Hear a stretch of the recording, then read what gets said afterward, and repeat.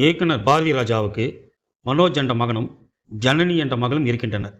தனது இயக்கத்தில் உருவான தாஜ்மஹால் படத்தில் மனோஜை ஹீரோவாக அறிமுகம் செய்த பாரதி ராஜா சமீபத்தில் தனது நடிப்பில் உருவான மார்கழி திங்கள் என்ற படத்தின் மூலம் மனோஜை இயக்குனராக அறிமுகம் செய்தார்.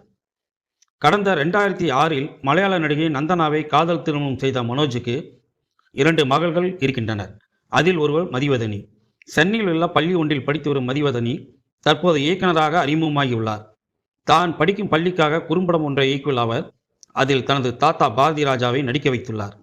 குறும்படத்துக்கான படப்பிடிப்பில் தன்னை லாவகமாக இயல்பாக இயக்கிய மதிவதனியின் திறமையை கண்டு வியந்த பாரதி ராஜா அவரை உச்சி முகந்து பாராட்டி பொன்னாடி போர்த்தி வாழ்த்து தெரிவித்தார். திரு மாணிக்கம், கல்வன் உள்ளிட்ட பல படங்களில் கமிட்டாகி நடித்து வருகிறார் பாரதி ராஜா. பாரதி ராஜா இயக்கத்தில் பல பரிமாணங்களை அனுபவித்த ரசிகர்கள் தற்போது அவரது இயல்பான நடிப்பையும் என்ஜாய் செய்து வருகிறார்.